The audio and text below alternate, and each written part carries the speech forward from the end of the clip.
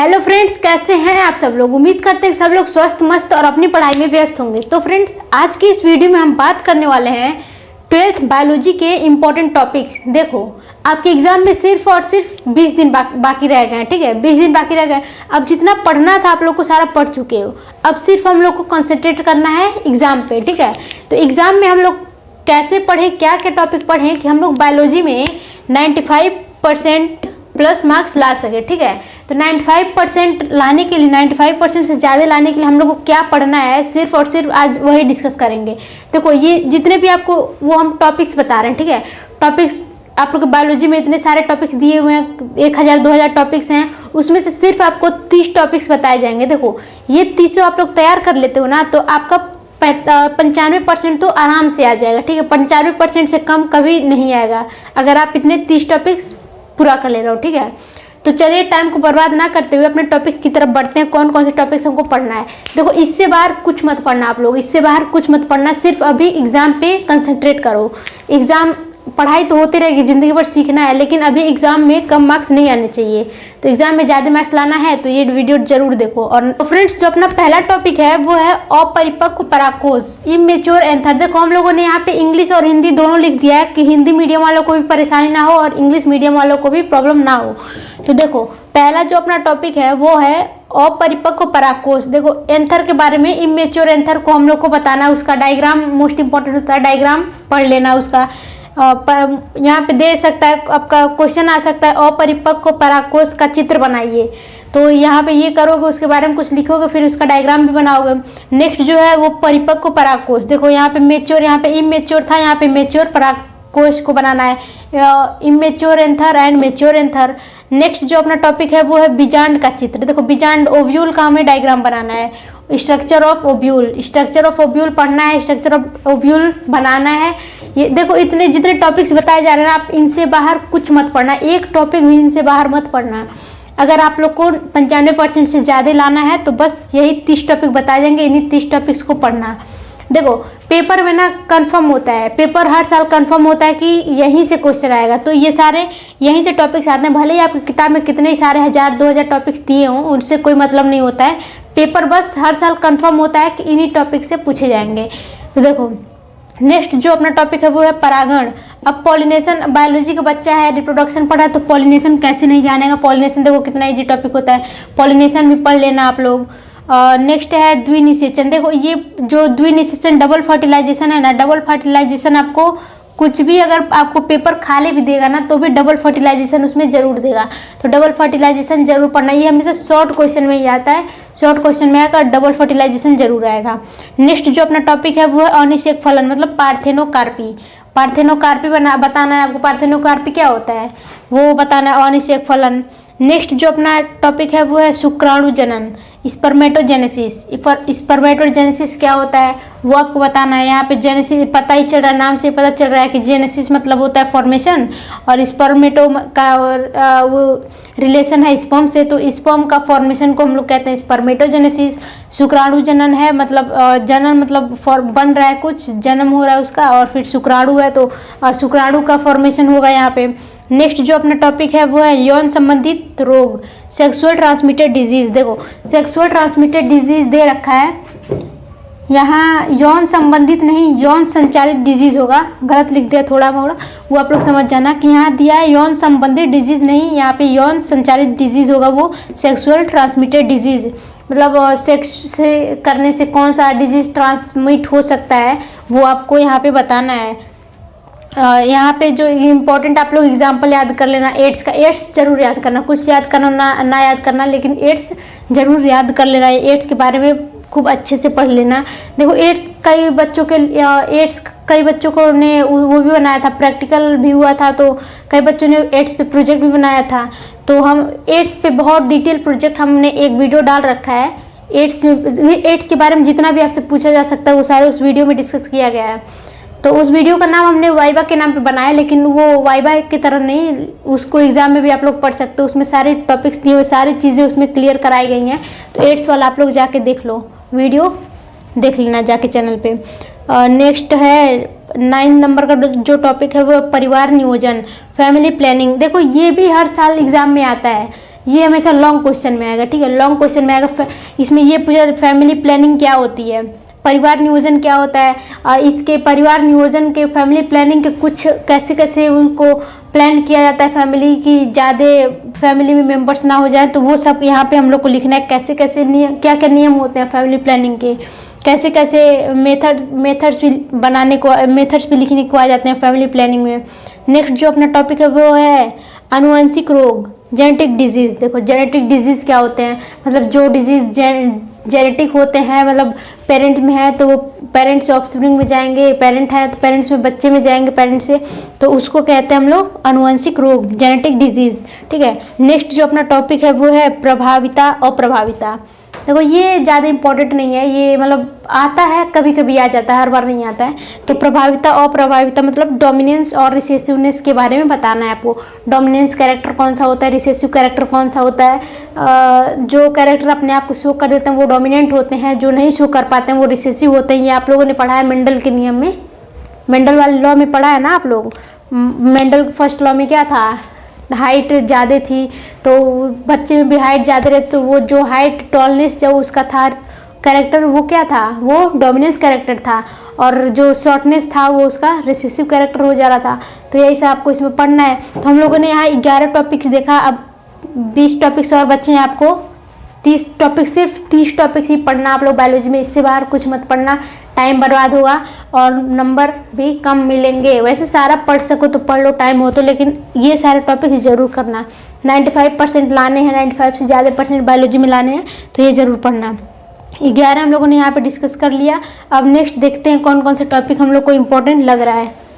जो अपना next topic है, टॉपिक नंबर 12, वो है मनुष्य में लिंग निर्धारण। देखो सेक्स डिटर्मिनेशन बताना हम लोग को ह्यूमन में सेक्स डिटर्मिनेशन कैसे होता है, XX XY, फिर X से मिलता है, XY से मिलता है तब क्या होता है, XX मिलता है तब क्या होता है, XY मिलता है तब क्या होता है, वो सब हमको यहाँ पे बताना है। देखो इन सारे टॉपिक्स, जितने भी टॉपिक्स बताए जा रहे हैं उन सारे टॉपिक्स को अगर आप लोगों को इसका आंसर चाहिए तो चैनल को सब्सक्राइब कर लो, क्योंकि ये सारे टॉपिक्स को अब हम सारे टॉपिक्स के आंसर को हम लोग लेके आएंगे, एक एक करके सारे टॉपिक्स लेके आएंगे, ठीक है। 20 दिन में क्या 10 दिन में ये सारे 30 टॉपिक्स हम लोग क्लियर कर देंगे, ठीक है। तो इसलिए चैनल को जल्दी से सब्सक्राइब कर लो, 95% लाना है ना बायोलॉजी में, जल्दी सब्सक्राइब कर लो।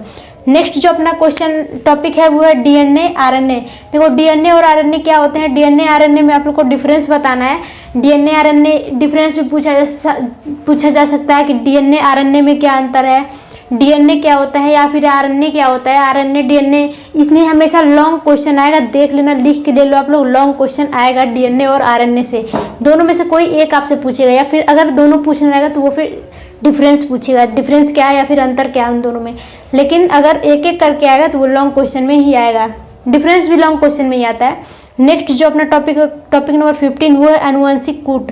देखो जेनेटिक कोड क्या होते हैं, जेनेटिक कोड क्या होते हैं वो आपको बताना है। जैसे ट्रिपलेट होते हैं तो AUG GUG, ये सारे आपको इस टॉपिक्स में पढ़ने हैं, इस टॉपिक्स में बताने हैं। आप लोगों को पता तो होगा, बस ये हम लोग ऊपर से डिस्कस कर रहे हैं इस टाइम, आंसर हम लोग लेके आएंगे इस वीडियो के बाद वाले वीडियो में। जल्दी से चैनल को सब्सक्राइब कर लो। नेक्स्ट जो टॉपिक है वो है DNA फिंगरप्रिंटिंग। DNA फिंगरप्रिंटिंग क्या होता है, DNA फिंगरप्रिंटिंग क्या होता है उसको हमको इस टॉपिक में पढ़ना है। नेक्स्ट जो टॉपिक नंबर 16 है वो है उत्परिवर्तन, या फिर इसको इंग्लिश में कहते हैं म्यूटेशन। म्यूटेशन बताना है आप लोग को, उत्परिवर्तन या फिर म्यूटेशन क्या होता है वो भी पढ़ना है। ये हर साल नहीं आता एग्जाम में, ये मान के चलो नहीं आएगा, ठीक है, मान के चलो नहीं आएगा ये, लेकिन फिर भी थोड़ा थोड़ा पढ़ लेना इसके बारे में, क्या पता आ जाए।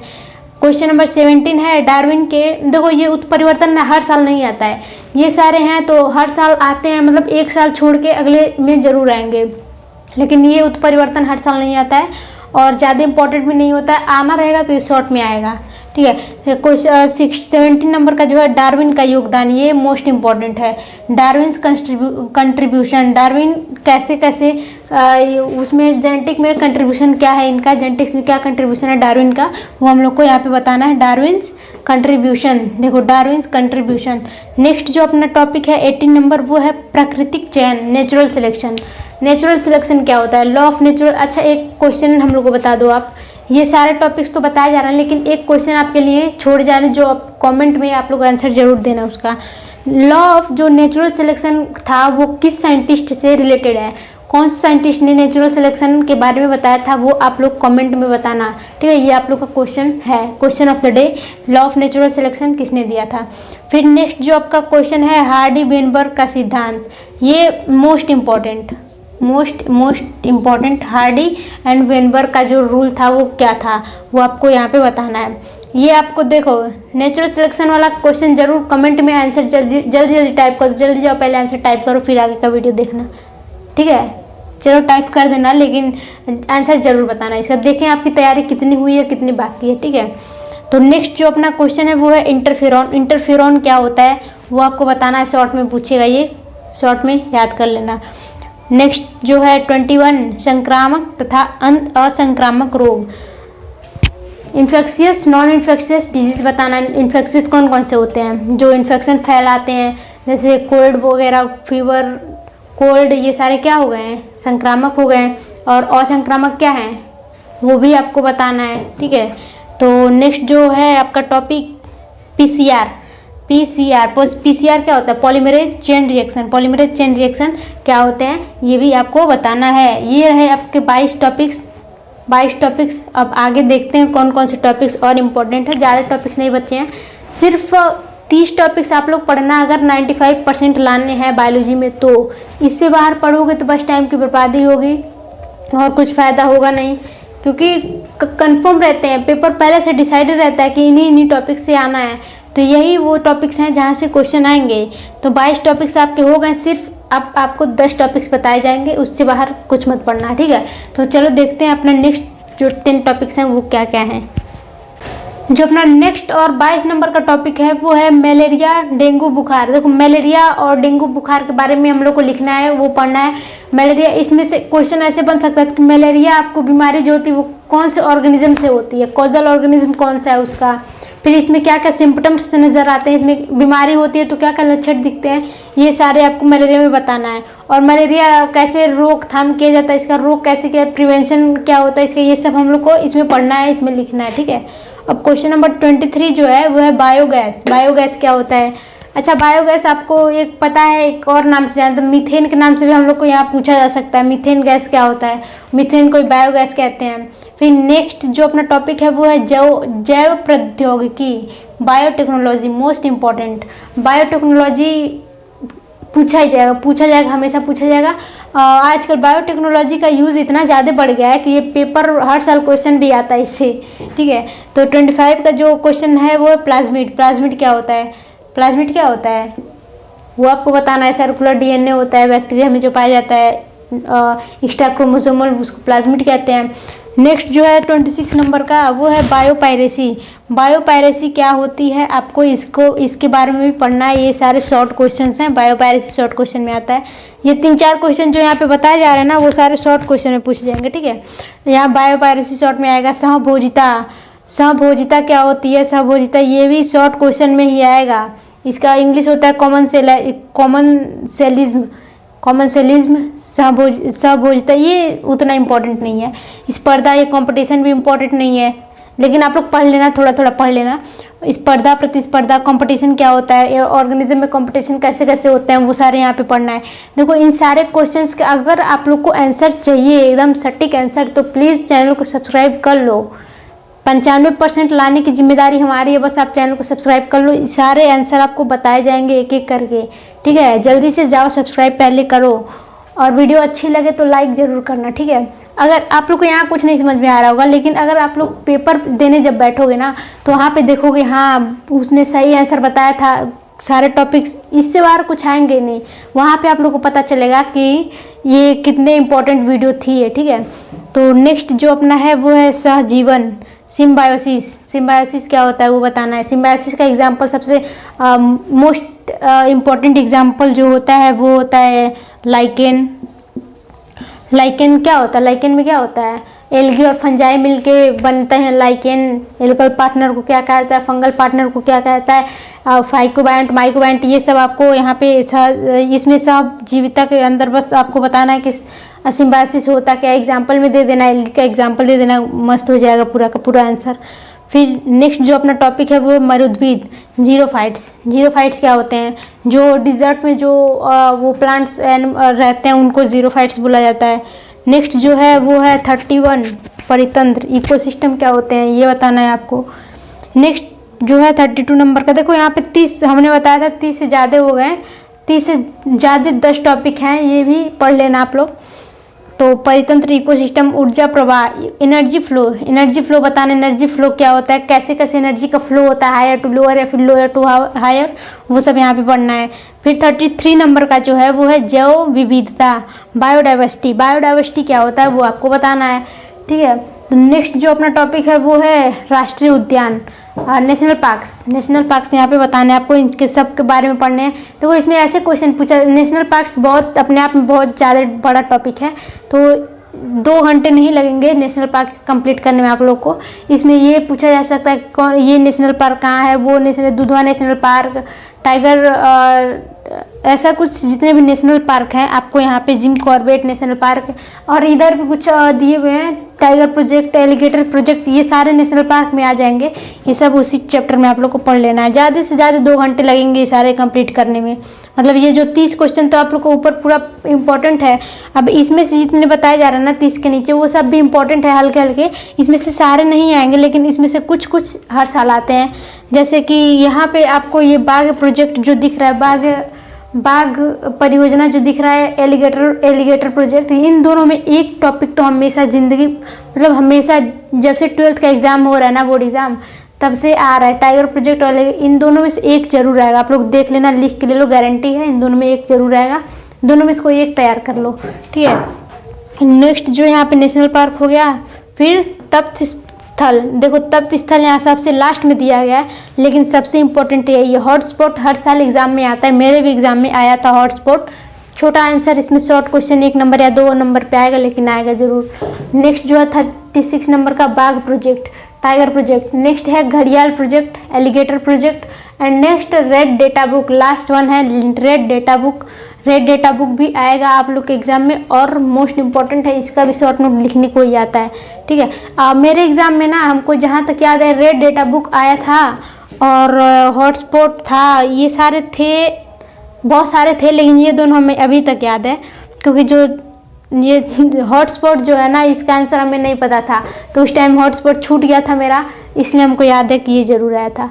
तो चलिए, इससे बाहर कुछ मतलब 38 टॉपिक्स बताए गए हैं आपको। ये 38 टॉपिक्स के आंसर हम लोग धीरे धीरे इस वीडियो पे अपलोड करते रहे, इसी चैनल पे अपलोड करते रहेंगे, और 2 से 3 दिन लगेंगे ये सारे क्वेश्चंस का आंसर देने में।